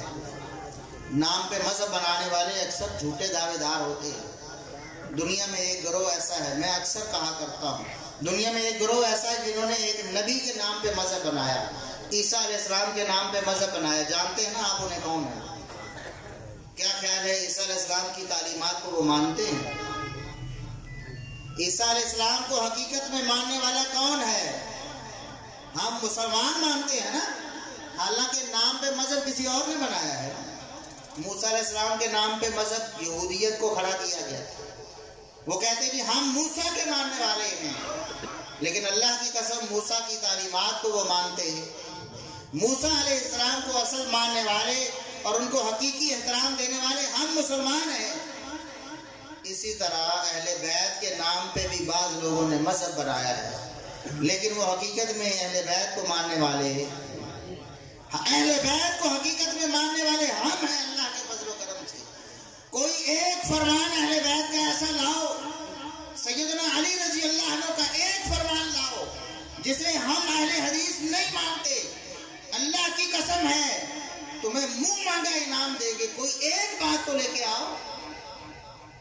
سیدنا علی رضی اللہ عنہ فرماتے ہیں، صحیح مسلم کی حدیث ہے، اپنے ایک ساتھی ابو الحیاج الاسدی کو کہتے ہیں، ابو الحیاج الا ابعثک علی ما بعثنی به رسول اللہ صلی اللہ علیہ وسلم. ابو الحیاج آج تمہاری وہی ڈیوٹی نہ لگاؤں جو میری ڈیوٹی نبی کریم صلی اللہ علیہ وسلم نے لگائی تھی. سبحان اللہ، کیسی بابرکت ڈیوٹی، کیسی سعادت کہ رسول اللہ صلی اللہ علیہ وسلم ڈیوٹی لگا رہے. فرمایا جو نبی میری ڈیوٹی لگاتے تھے وہ علی تمہاری ڈیوٹی لگا دے. اس نے تو کہا ہوگا میری سعادت. فرمانے لگے کہ نبی کریم صلی اللہ علیہ وسلم نے میری ڈیوٹی لگائی تھی کہ کوئی بلند قبہ جبہ دیکھو اس کو گرا دو، کوئی بلند قبر دیکھو زمین کے برابر کر دو، کوئی مورتی، کوئی اسٹیچو، کوئی مجسمہ دیکھو توڑ کر گرا دو. جاؤ آج محمد الرسول اللہ صلی اللہ علیہ وسلم کی لگائی ہوئی ڈیوٹی میں تمہیں سونپتا ہوں کہ جا کر یہی کام کر کے آؤ. کون ہے جو سیدنا علی رضی اللہ عنہ کی بات کو مانتا ہے، ان کے فرمان کو مانتا ہے، ان کے عقیدے اور ان کے منہج کو اپناتا ہے؟ اللہ کے فضل و کرم سے ہم ہیں. یہ اہل حدیث اس کائنات میں واحد گروہ اور جماعت ہے. پوری دنیا میں کسی اہل حدیث کا کوئی جبہ اور قبہ ملے گا، کوئی بلند قبر نہیں ملے گی، کسی عالم، کسی مفتی، کسی محدث پروفیسر نہیں ملے گی. کیوں؟ ہم علی کے حقیقی ماننے والے ہیں. اور پھر صحیح بخاری میں ہے، محمد بن حنفیہ بیٹا ہے سیدنا علی رضی اللہ عنہ کا، اور سوال کرتا ہے. سوال کیا ہے؟ اللہ رب العزت نے خود ہی اس کے دل میں ڈالا ہوگا. بیٹا ہو کر باپ سے سوال کرے، قیامت تک کے لیے اصول اور ضابطہ بن جائے. پوچھا ابو جی مجھے ایک بات تو بتائیں، ای الناس خیر بعد رسول اللہ صلی اللہ علیہ وسلم، آپ کا عقیدہ کیا ہے؟ آپ کا عقیدہ کیا ہے؟ آپ کا ایمان کیا ہے کہ نبی کریم صلی اللہ علیہ وسلم کے بعد سب سے بہترین ہستی اس کائنات میں کون ہے؟ نبی کے بعد اس امت میں سب سے بہترین ہستی کون سی ہے؟ علی نے جو عقیدہ دیا آج اہل حدیث کا عقیدہ ہے، آج اہل سنت کا عقیدہ ہے. علی رضی اللہ عنہ نے فرمایا ابو بکر، نبی کے بعد سب سے بہترین ہستی کس کی ہے؟ ابو بکر صدیق رضی اللہ عنہ کی. سوال دوسرا کیا، فرمایا کہ چلو اس کے بعد پہلا نمبر تو ابو بکر کا ہے، پہلا نمبر کس کا ہے؟ اور یہ ہم ہی نہیں کہتے، کون کہہ رہے ہیں؟ علی بن ابی طالب کہتے ہیں، علی کہتے ہیں پہلا نمبر ابو بکر کا ہے. پوچھا گیا دوسرا نمبر کس کا ہے؟ فرمایا ثم عمر، دوسرا نمبر تو عمر بن خطاب کا ہے. دوسرا نمبر کس کا ہے؟ یہ کس کا عقیدہ ہے؟ علی کا عقیدہ ہے. آج ہم اہل سنت اہل حدیث کا عقیدہ اللہ کے فضل و کرم. پھر سوال کیا، تیسرا سوال کو بدل لیا. محمد بن حنفیہ کہتے ہیں میں نے سوال کو بدل لیا. پہلے 2 دفعہ پوچھا ہے کہ پہلے نمبر پر کون، دوسرے نمبر پر کون، اب پوچھوں گا تیسرے نمبر پر کون تو مجھے پتا ہے کس کا نام لینا ہے، مجھے پتا ہے کس کا نام ہے. ہمیں بھی پتا ہے نا کس کا نام لینا. محمد بن حنفیہ کہتے پھر میں نے یہ نہیں پوچھا کہ عمر کے بعد کس کا نمبر ہے. میں نے کہا پھر تو آپ کی باری ہے, پھر تو آپ کا ہی نمبر ہوگا. فرمانے لگے نہیں, ما انا الا رجل من المسلمین, تیسرے نمبر پر بھی میں اپنا دعویٰ نہیں کرتا. یہ ہمارا اہل سنت کا موقف اور منہج ہے جو علی رضی اللہ عنہ دے کر گئے ہیں. انہی الفاظ میں نبی کے بعد سب سے بہترین ابو بکر, پھر عمر, پھر عثمان, پھر علی رضی اللہ تعالی عنہم. ہم اہل بیت کو ماننے والے ہیں, ان کی ایک ایک بات کو ماننے والے ہیں. اور پھر جب نبی کریم صلی اللہ علیہ وسلم کی وفات کے بعد تھوڑا سا اختلاف ہوا, سیدہ فاطمہ الزہرا رضی اللہ عنہا یہ سمجھی کہ بیٹی ہونے کے ناطے نبی کی وراثت میں میرا حق بنتا ہے. ابو بکر صدیق رضی اللہ عنہ کے پاس آئیں اور آ کر کہتی ہیں کہ میں بیٹی ہوں اور آپ نبی کے بعد مسلمانوں کے خلیفہ اور حکمران ہیں. فاطمہ رضی اللہ عنہا کا بھی کیا عقیدہ تھا کہ نبی کے بعد کون ہے. اور بتاؤ اگر ابو بکر خلیفہ نہ ہوتے, سیدہ فاطمہ رضی اللہ عنہا ان کے پاس کیا لینے جاتی؟ خلیفہ بلا فصل علی ہوتے, اپنے خامد سے فیصلہ کرواتی نا. وہ بھی ابو بکر کے پاس گئی ہیں اور جا کر کہتی ہیں میں نبی کی بیٹی ہوں, وراثت میں میرا حق بنتا ہے. صدقے جائیں ابو بکر صدیق رضی اللہ عنہ نے کمال شفقت سے, کمال محبت سے ایسے محبت بھرے الفاظ ارشاد فرمائے, سونے کے پانی سے لکھے جانے کے قابل ہیں. آج لوگ جھوٹ بولتے ہیں, اس طرح توہین کرنے کی کوشش کرتے ہیں. صرف سیدنا ابو بکر رضی اللہ عنہ کی نہیں, سیدہ فاطمہ رضی اللہ عنہا کی بھی توہین کرتے ہیں. آپ ان کو سنتے ہیں کہ بی بی سارا دن ادھر دربار میں روتی رہی. ہم جب نام لیتے ہیں تو کتنی محبت سے لیتے ہیں.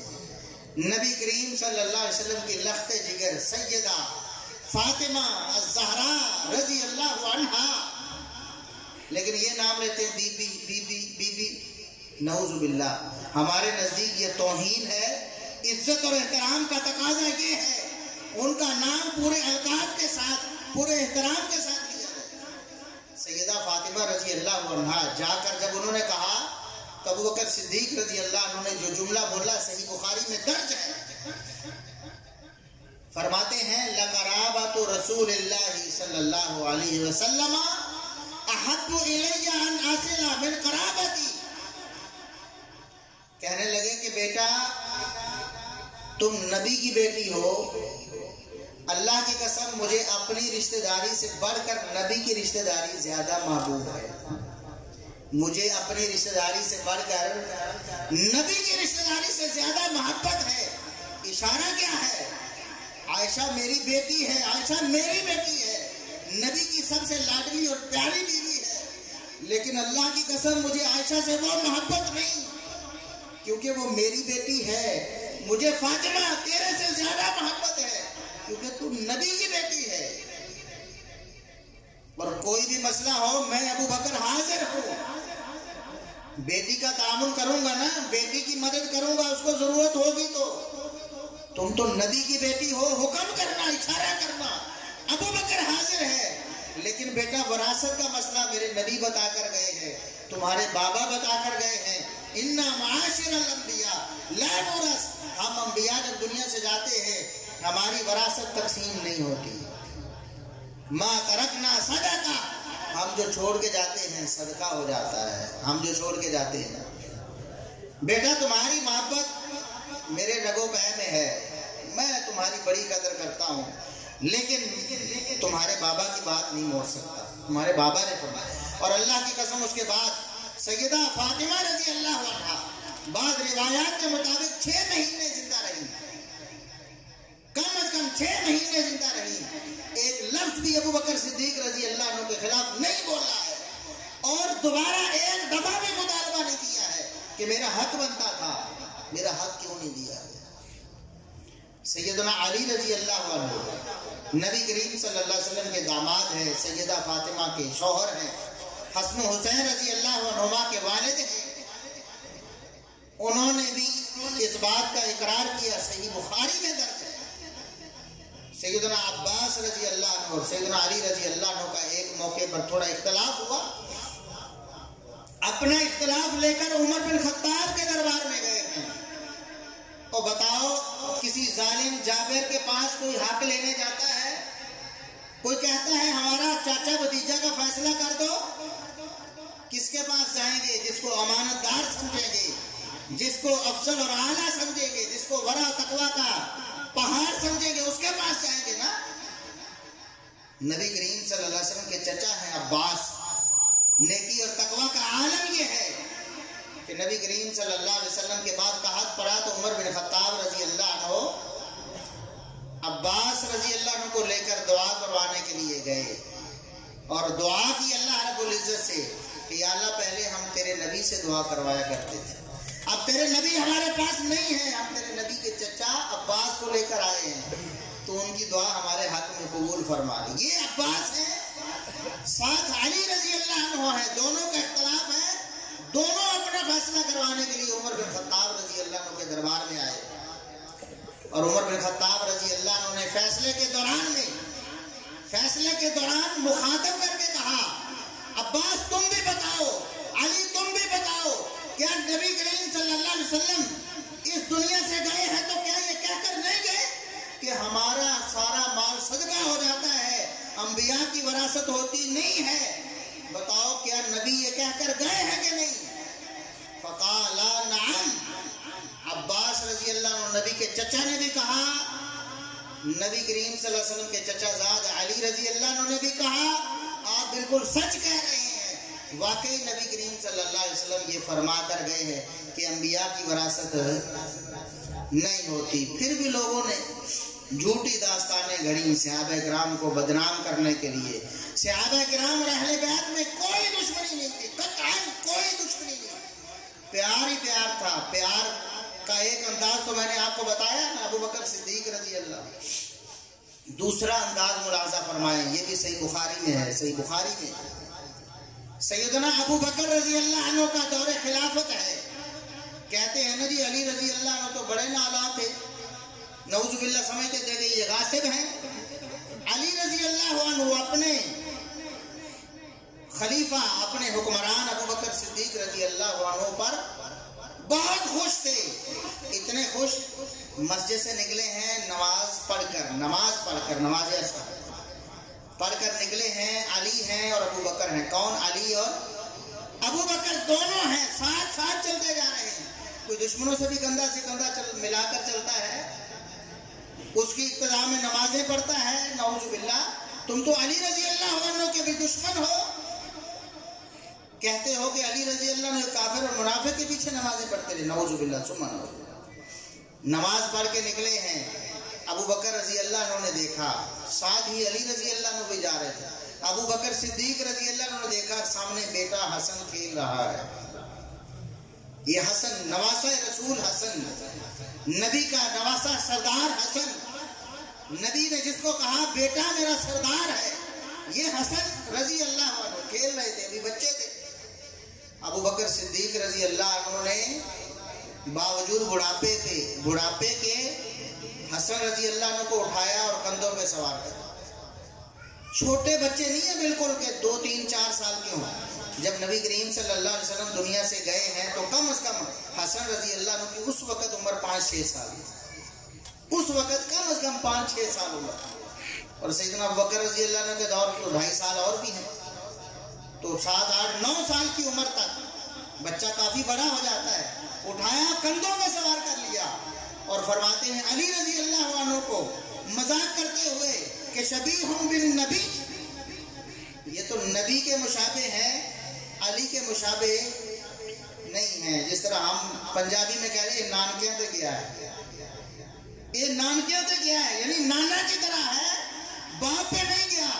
وعلی یضحک، اور علی رضی اللہ عنہ ہنس رہے ہیں، مسکرا بھی نہیں رہے، ہنس رہے ہیں، کھلکھلا کر ہنس رہے ہیں۔ دونوں دوستوں کی آپس میں پیار محبت تھی، مذاق ہو رہے ہیں۔ یہ اہل بیت کا اور صحابہ کرام کا تعلق ہے، اور اس سے بڑھ کر اگر آپ دیکھیں عورتوں کا تعلق دیکھیں سیدہ عائشہ صدیقہ رضی اللہ عنہا، جن کی سب سے زیادہ توہین کی جاتی ہے دشمنان دین کی طرف سے، اور کہا جاتا ہے کہ نعوذ باللہ وہ اہل بیت کی دشمن تھی، سیدہ فاطمہ الزہرا رضی اللہ عنہا۔ سیدہ فاطمہ تو زہرا رضی اللہ عنہا کی شان بیان کرتے ہوئے سیدہ عائشہ صدیقہ رضی اللہ عنہا فرماتی ہیں، نبی کی سب سے لاڈلی بیوی ہیں، یہ وہ بیوی ہیں جن کے بستر پر بھی اللہ قرآن نازل کرتا ہے۔ وہ بیوی خود نبی کی بیٹی کی عظمت کو بیان کرتے ہوئے کہتی ہے، میں نے فاطمہ سے بڑھ کر نبی کی چال ڈھال اختیار کرنے والا اور نبی کی شکل و صورت کے مطابق شکل و صورت رکھنے والا کوئی نہیں دیکھا ہے۔ سیدہ فاطمہ رضی اللہ عنہا، اور سیدہ فاطمہ رضی اللہ عنہا کی کیا رائے ہے سیدہ عائشہ رضی اللہ عنہا کے لیے؟ یہ بھی صحیح بخاری کی حدیث ہے۔ ایک دن نبی کریم صلی اللہ علیہ وسلم کی دوسری بیویوں نے نبی کریم صلی اللہ علیہ وسلم کو پیغام بھیجا سیدہ عائشہ رضی اللہ عنہا کے خلاف۔ کس کے ہاتھ؟ سیدہ فاطمہ رضی اللہ عنہا کے ہاتھ۔ اور پیغام یہ تھا کہ کوئی ہماری طرف بھی خیال کیا کرے، آپ کو محبت ہی محبت ادھر بہت زیادہ ہے۔ اگرچہ نبی کریم صلی اللہ علیہ وسلم بظاہر نان و نفقہ میں یا باری میں دنوں میں کوئی فرق نہیں کرتے تھے، لیکن یہ فرماتے تھے کہ دل میرے قابو میں نہیں ہے، مجھے باوجود عدل و انصاف کرنے کے دل سے محبت جو ہے وہ عائشہ سے زیادہ ہے۔ تو نبی کی بیویوں نے نبی کی پیاری بیٹی سیدہ فاطمہ رضی اللہ عنہا کے ہاتھ پیغام بھیجا کہ نبی ان کی بات کو تو نہیں موڑیں گے نا، بیٹی کی بات کو نہیں موڑیں گے۔ پیغام یہ بھیجا ادھر سے کچھ محبت کام کرے اور ہم سے زیادہ کرے۔ تو نبی کریم صلی اللہ علیہ وسلم کے بعد سیدہ فاطمہ یہ پیغام لے کر گئی۔ حدیث کے الفاظ ہیں، جب سیدہ فاطمہ نے پیغام پہنچایا تو نبی کریم صلی اللہ علیہ وسلم نے فرمایا، کیا فرمایا؟ بیٹا کیا تمہیں پسند نہیں کہ تم بھی اس سے محبت کرو جس سے تمہارے بابا محبت کرتے ہیں؟ جس سے میں محبت کرتا ہوں کیا اس سے محبت کرنا تم پسند نہیں کرو گی؟ سیدہ فاطمہ رضی اللہ عنہا نے عرض کیا، اللہ کے رسول کیوں نہیں؟ فرمایا فاحبی ہذہ، اگر مجھ سے محبت ہے تو پھر عائشہ سے بھی محبت کرو۔ کیا خیال ہے کہ اس کے بعد فاطمہ رضی اللہ عنہا سیدہ عائشہ سے محبت نہیں کرتی ہوگی؟ پہلے بھی کرتی تھی، لیکن اب تو محبت اتنی زیادہ ہو گئی کہ نبی کریم صلی اللہ علیہ وسلم نے حکم خاص فرما دیا کہ فاطمہ تم بھی میری اس محبوبہ سے محبت کیا کرو۔ یہ اہل بیت کے آپس میں تعلقات بہت اچھے تھے، بہت پیارے تھے، بہت قابل نمونہ تھے۔ لوگوں نے جھوٹ گھڑ گھڑ کر، جھوٹ بنا بنا کر ان کے مابین نفرتوں کو کہتے ہیں جی ان کے آپس میں بڑی نفرت تھی، آپس میں بغض تھا، عناد تھا، ایسی کوئی بات نہیں ہے۔ اور آخر میں عرض کرتا ہوں، صحابہ کرام انسان تھے اور انسان ہونے کے ناطے صحابہ کرام کے مابین اختلافات ہو گئے۔ دنیا میں رہتے ہوئے انسانوں کے اختلافات ہو جاتے، اچھے سے اچھے انسانوں کے درمیان بھی غلط فہمیاں بن جایا کرتی ہیں۔ اور لوگ اکثر سوال کرتے ہیں جی دو لڑنے والے ہیں تو آپ دونوں کو ہی کہہ رہے ہیں دونوں ہی ٹھیک ہیں؟ دونوں کیسے ٹھیک ہو سکتے ہیں؟ لاجک یہ ہے، عقل کا تقاضا یہ ہے کہ ایک صحیح ہوگا ایک غلط ہوگا۔ عقل کا تقاضا کیا ہے؟ ایک صحیح ہوگا اور ایک غلط ہوگا۔ دو بندے لڑ رہے ہیں، ظاہر ہے ایک کی زیادتی ہوگی، ایک ظالم ہوگا ایک مظلوم ہوگا۔ صحابہ کرام میں آپس میں اختلاف ہو گیا، آپ دونوں کو کہتے رضی اللہ عنہ، سب سے اللہ راضی ہو گیا، اور وہ کہتے قاتل سے بھی رضی اللہ عنہ، مقتول بھی رضی اللہ عنہ، نعوذ باللہ، اس طرح کی باتیں کرتے ہیں۔ تو میں ان سے کہتا ہوں کہ ہم فیصلہ قرآن سے کروا لیتے ہیں، قرآن سے فیصلہ کروا لیتے ہیں نا، قرآن سے، اور قرآن کا جو فیصلہ آپ کریں گے، لاجک آپ کی، قرآن کی آیت میں پیش کروں گا، عقل آپ کی عقل اگر فیصلہ کر دے کہ دو لڑنے والے دونوں ہی ہاتھ پر ہوتے ہیں، کوئی بھی غلط نہیں ہوتا، تو اس کا مطلب یہ ہے کہ پھر آپ کی یہ لاجک غلط تھی کہ دونوں میں سے ایک تو غلط ہوگا نا، ایک ہی صحیح ہوگا۔ قرآن نے بتایا ہے کہ دو نبیوں میں اختلاف ہو گیا، دو نبیوں میں اختلاف ہو گیا، اور صرف زبانی کلامی نہیں، بات ہاتھا پائی تک پہنچ گئی، بات دو نبیوں میں اختلاف ہوا، بات لڑائی تک پہنچ گئی، ہاتھا پائی تک پہنچ گئی. سمجھ رہے بات کے نہیں؟ وہ نبی ہیں موسیٰ و ہارون علیہ السلام، اور دونوں بھائی ہیں. دونوں کیا ہیں؟ صحابہ بھی آپس میں کیا تھے؟ بھائی تھے. موسیٰ و ہارون علیہ السلام بھی دونوں کیا تھے؟ بھائی تھے. غلط فہمی پیدا ہوگی. کیا ہو گیا؟ غلط فہمی پیدا ہو گئی. موسیٰ علیہ السلام کوہ طور پر گئے اور اپنے بھائی ہارون علیہ السلام کی ڈیوٹی لگا کر گئے. قوم کا خیال کرنا ہے، میں نے بڑی محنت سے کھینچ کر ان کو توحید کی طرف لایا ہوں. دوبارہ کہیں شرک کے دلدل میں نہ پھنس جائیں. میں جا رہا ہوں، میرے پیچھے قوم تمہارے حوالے. جب موسیٰ علیہ السلام واپس آئے، کافی عرصہ وہاں لگ گیا کوہ طور پر. جب واپس آئے تو دیکھا کہ قوم جن کو بڑی محنت سے توحید پر لگایا تھا، ان میں سے بہت سے لوگ بچڑے کی عبادت کر رہے تھے. کیا کر رہے تھے؟ بچڑے کی عبادت کر رہے تھے. قرآن کے الفاظ ہیں کہ موسیٰ علیہ السلام کو غصہ آ گیا. اور غصہ آ گیا کیوں آ گیا؟ کہ قوم گمراہ ہو گئی ہے. غصہ آ گیا. سمجھ یہ لیا کہ شاید میرے بھائی ہارون نے سمجھانے میں کوئی کسر چھوڑ دی ہے، شاید کوئی کوتاہی کر دی ہے تبلیغ میں، صحیح طرح سے تبلیغ نہیں کی، اس لیے یہ بچڑے کے پجاری بن گئے. موسیٰ علیہ السلام کے ہاتھ میں تختیاں تھیں، غصے سے تختیاں ادھر دے ماری اور اپنے بھائی کو سر سے بھی پکڑ لیا، داڑھی سے بھی پکڑ لیا. سر اور داڑھی دونوں بال پکڑ کر اپنی طرف کھینچا. قرآن کے الفاظ ہے لا تأخذ بلحیتی ولا برأسی. او بھائی میری بات تو سنو، میرا سر چھوڑو، میری داڑھی چھوڑو، میری بات تو سنو. موسیٰ علیہ السلام پورے غصے میں ہیں. اب بتائیں قصور کس کا ہے؟ بتائیں کس کا قصور ہے؟ لاجک تمہاری لاجک ہم مانیں گے. بتاؤ موسیٰ و ہارون میں سے کون حق پر تھا؟ کون حق پر تھا؟ دونوں. کون حق پر تھا؟ کون صحیح تھا؟ کون صحیح تھا؟ دونوں صحیح تھے. موسیٰ علیہ السلام کیوں صحیح تھے؟ انہوں نے یہ سمجھا کہ شاید ہارون علیہ السلام سے کوئی کوتاہی ہوگی، انہیں چاہیے تھا قوم کو سنبھال دیں. اور ہارون علیہ السلام کیوں صحیح تھے؟ کہ انہوں نے کوتاہی کی نہیں تھی. کیا بات درمیان میں آ گئی جو اختلاف کا سبب بنی؟ کیا تھی وہ؟ اسے کہتے غلط فہمی. کیا تھی؟ اگر دو نبیوں کے درمیان غلط فہمی بن سکتی ہے تو کیا دو صحابہ کے مابین غلط فہمی نہیں بن سکتی؟ بن سکتی ہے نا. اس غلط فہمی کی بنا پر موسیٰ علیہ السلام ہاتھ بھی اٹھا لیتے ہیں، بھائی پر ہاتھ اٹھا لے کے نبی پر ہاتھ اٹھاتے ہیں، پھر بھی موسیٰ علیہ السلام کو قصوروار ٹھہرایا جا سکتا نہیں. اسی طرح نبی کریم صلی اللہ علیہ وسلم کے پیارے صحابہ انسان ہونے کے ناطے غلط فہمی کی بنا پر دونوں کا جذبہ بہت اچھا ہے، دونوں اپنی اپنی جگہ پر بالکل ٹھیک ہے. سمجھنے سمجھانے کی غلطی، غلط فہمی پیدا ہو گئی کہ شاید اس نے یہ صحیح نہیں کر رہا، صحیح راستہ یہ ہے. دوسرا سمجھ رہا ہے کہ نہیں یہ صحیح نہیں کر رہا، صحیح راستہ یہ ہے. اس بنا پر اختلاف ہو گیا ہے. دونوں حق پر ہیں. اور نبی کریم صلی اللہ علیہ وسلم نے تو اپنے فرامین میں بشارتیں دے کر یہ بات واضح کر دی ہے دو ٹوک انداز میں کہ صحابہ کرام کے بارے میں کبھی بھی کوئی برا نہیں سوچا جا سکتا. دونوں طرف کے بعد صحابہ کرام ہیں. سیدنا علی رضی اللہ عنہ کے ساتھ بھی بڑے بڑے کبار صحابہ، سیدنا معاویہ رضی اللہ عنہ اور سیدہ عائشہ صدیقہ رضی اللہ عنہ کے ساتھ بڑے بڑے کبار صحابہ. دونوں گروہوں کا ایک ہی مطمع نظر ہے. نبی کریم صلی اللہ علیہ وسلم کے فرمان کے الفاظ ہیں میری امت کے دو عظیم الشان گروہوں میں اختلاف ہو جائے گا. عظیم الشان، اب بتائیں جو ظالم ہو وہ عظیم الشان ہوتا ہے.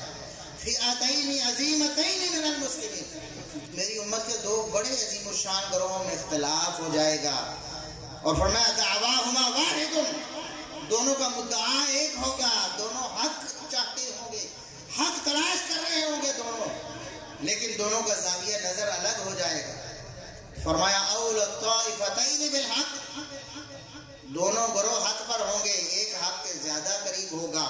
کسی کو بھی نبی کریم صلی اللہ علیہ وسلم نے باطل پر قرار نہیں دیا. کتنے آسان الفاظ سے آپ فرماتے جو حق پر ہوگا وہ یہ کرے گا، آپ نے یہ نہیں فرمایا، آپ نے فرمایا جو حق کے زیادہ قریب ہو. دونوں حق پر ہیں، ایک کو حق کا زیادہ قرب ملا ہے، دونوں حق پر ہے. یہ نبی کریم صلی اللہ علیہ وسلم کے فرامین ہیں، اور دونوں طرف کے لوگوں کو جنت کی بشارتیں محمد الرسول اللہ صلی اللہ علیہ وسلم نے دے دی. زبان وحی سے، اللہ رب العزت کے بتانے سے محمد الرسول اللہ صلی اللہ علیہ وسلم جنت کی بشارت دیتے ہیں. بتائیں ایسا شخص کیا برا ہو سکتا ہے؟ ایسا شخص ظالم، باغی، جابر، منافق ہو سکتا ہے؟ اللہ رب العزت کو کوئی چیز بھولتی، علام الغیوب ہے، ماضی کو بھی جانتا ہے، حال کو بھی جانتا ہے، مستقبل کو بھی جانتا ہے. اللہ رب العزت کو سارے بندوں کے سارے اعمال اس کے سامنے ہیں. اللہ کو یہ بھی پتا تھا انہوں نے بعد میں کیا کرنا ہے، پھر بھی اللہ رب العزت نے رضی اللہ عنہم رضامندی کے سرٹیفکیٹ دیے. لہٰذا جو پروپیگنڈا جھوٹا ان کے حوالے سے کیا جاتا ہے وہ قرآن کی بھی نفی ہے، محمد الرسول اللہ صلی اللہ علیہ وسلم کے فرامین کی بھی نفی ہے. سیدنا معاویہ رضی اللہ عنہ کے حوالے سے طوفان بدتمیزی کھڑا کیا جاتا ہے. محمد الرسول اللہ صلی اللہ علیہ وسلم نے زبان نبوت سے ارشاد فرمایا، صحیح بخاری میں 2 جگہ پر حدیث موجود ہے، اول جیش من امتی یغزون البحر قد اوجبوا. فرمایا سب سے پہلا بحری غزوہ کرنے والا لشکر سارے کے ساروں کو اللہ نے جنت اعلان کر دی ہے. حالانکہ نبی کریم صلی اللہ علیہ وسلم کے دور کے بعد، ابو بکر صدیق رضی اللہ عنہ کے دور کے بعد، عمر فاروق رضی اللہ عنہ کے دور کے بعد، سیدنا عثمان غنی رضی اللہ عنہ کے دور میں یہ غزوہ ہونا تھا، لیکن اللہ رب العزت نے زبان نبوت سے بشارت پہلے نازل فرمائی. اور صحیح بخاری کے الفاظ ہے کہ وہ غزوہ لوگوں نے معاویہ بن ابی سفیان رضی اللہ عنہ کی سپہ سالاری میں کیا. جب ایک ایک فوجی، ایک ایک کارکن جنتی ہے تو جو سپہ سالار ہے اس کی فضیلت کا کیا عالم ہوگا. اور اللہ کے رسول صلی اللہ علیہ وسلم نے دوسرے مقام پر ام حرام رضی اللہ عنہ کے گھر میں سوئے ہوئے تھے، بیدار ہوئے تو مسکرانے لگ گئے. ام حرام رضی اللہ عنہ سوال کرتی، اللہ کے رسول ما ضحکا کا، کون سی چیز آپ کو ہنسا رہی ہے؟ خوشی کی بات ہمیں بھی تو بتائیں. آپ صلی اللہ علیہ وسلم نے فرمایا، اناس من امتی عرضوا علی یرکبون هذا البحر الاخضر کالملوک علی الاسرہ. میری امت کے وہ لوگ جنہوں نے پہلا غزوہ بحر کرنا ہے، اللہ رب العزت نے مجھے جنت میں بادشاہوں کی طرح تختوں پہ ٹیکے لگائے دکھا دیا ہے. یہ معاویہ بن ابی سفیان رضی اللہ عنہما، اور نبی کریم صلی اللہ علیہ وسلم نے ان کے لیے دعائیں کی، آپ نے ان سے محبت کا اظہار کیا. اور ایک موقع پر تو صحابی ارباز بن ساریہ رضی اللہ عنہ کہتے ہیں کہ نبی کریم صلی اللہ علیہ وسلم کو میں نے دیکھا سحری کے وقت آپ صحابہ کو بیدار کر رہے تھے. سحری کے وقت فرما رہے تھے ہلموا الی الغداء المبارک، اور سحری کا کھانا بڑا مبارک ہوتا، برکت والا، رہ نہ جانا، اٹھو اور سحری کرو. اور اس وقت میں نے محمد الرسول اللہ صلی اللہ علیہ وسلم کو سنا آپ سیدنا معاویہ بن ابی سفیان کا نام لے کر دعائیں کر رہے تھے. نبی پاک صلی اللہ علیہ وسلم جس کے لیے سحری کے وقت دعائیں کریں، یہ عظیم الشان شخصیات، صحابہ کرام سارے کے سارے قابل احترام، اہل بیت سارے کے سارے قابل احترام ہیں. کسی کے احترام میں کمی کرنا، کسی کی گستاخی اور توہین کرنا، یہ ایمان لیوا ہے. انسان کا ایمان چلا جاتا ہے، رخصت ہو جاتا ہے، دنیا میں بھی عبرت کا نشان بن جاتا ہے، آخرت میں بھی دوزخ کا ایندھن بن جائے گا. اللہ رب العزت سے دعا ہے کہ اللہ رب العزت ہمیں صحابہ کرام اور اہل بیت کا مکمل احترام کرنے کی توفیق عطا فرمائے.